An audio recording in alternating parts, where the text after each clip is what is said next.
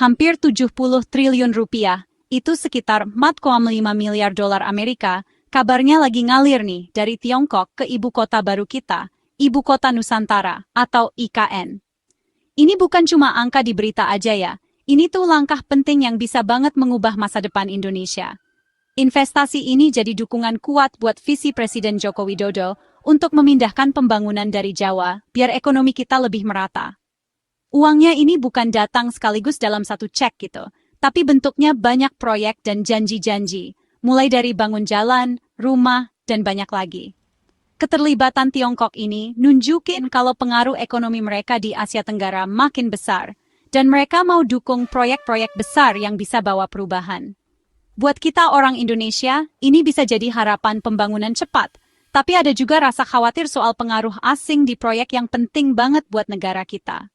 Penting banget buat kita tahu uang ini dipakai buat apa aja, dan gimana ngaturnya, biar kedaulatan dan masa depan Indonesia tetap terjaga. 70 triliun rupiah ini lebih dari sekadar modal. Ini jadi lambang cita-cita besar dan ujian buat kerjasama kita. Sambil IKN dibangun di tengah hutan Kalimantan Timur, seluruh dunia lagi merhatiin nih gimana kerjasama ini bakal berjalan. Cerita Nusantara sekarang jadi nggak bisa dipisahin dari investasi besar-besaran dari Tiongkok ini. Investasi dari Tiongkok ini nggak datang sekaligus, tapi campuran antara kerjasama pemerintah swasta dan investasi langsung buat kebutuhan utama IKN. Lewat skema KPBU, perusahaan Tiongkok dan Indonesia sama-sama investasi buat bangun fasilitas umum, jadi risiko dan keahliannya ditanggung bareng. Perusahaan-perusahaan Tiongkok juga investasi langsung, apalagi kalau mereka bawa teknologi canggih atau cara kerja yang bagus.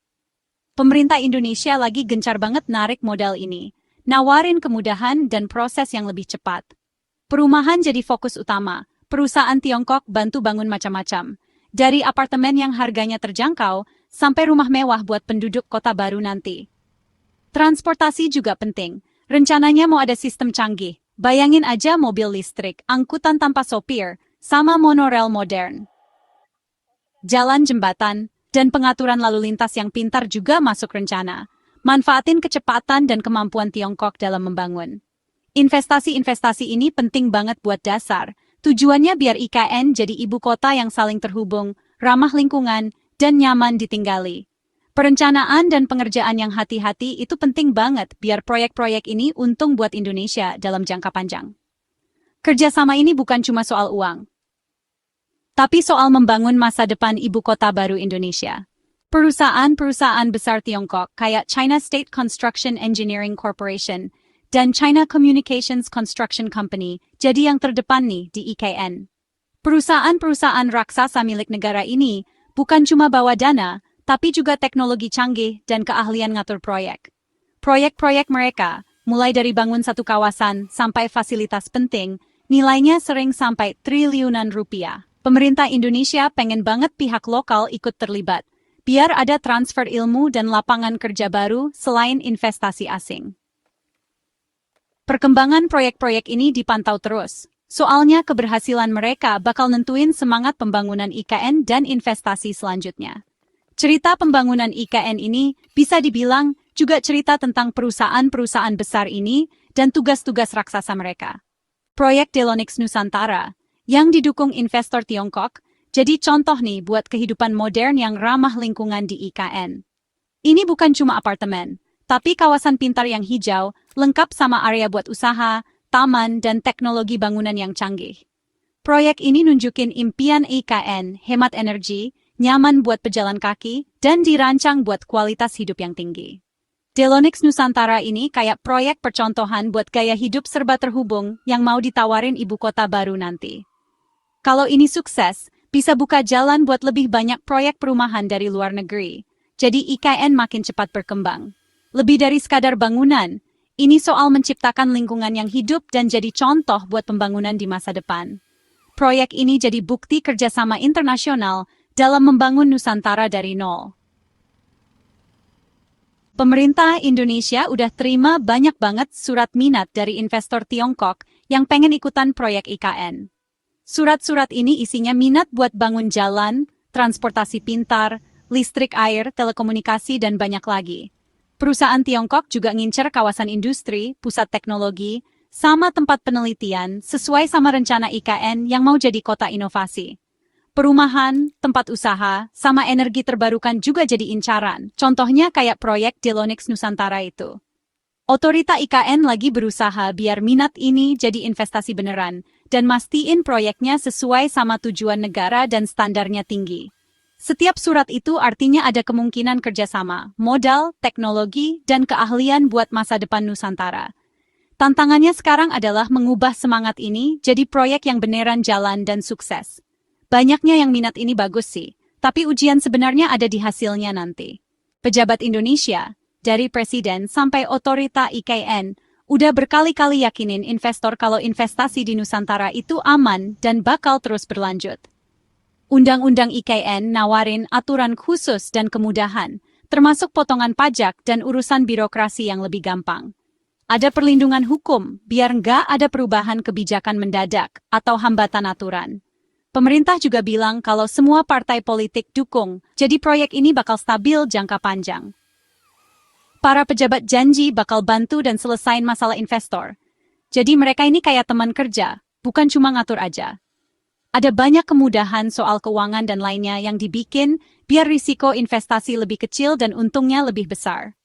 Pesannya jelas, IKN itu penting banget buat negara, dan investasi di sini diterima dengan baik dan dilindungi.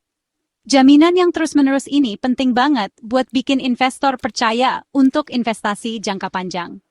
Duta Besar Tiongkok untuk Indonesia udah nyatain dukungan kuat buat IKN, bilang kalau ini proyek andalan buat kerjasama Tiongkok-Indonesia.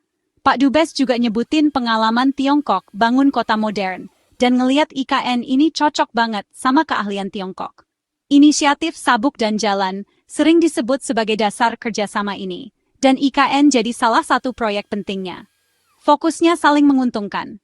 Indonesia dapat modal dan ilmu, sementara perusahaan Tiongkok makin dikenal di dunia.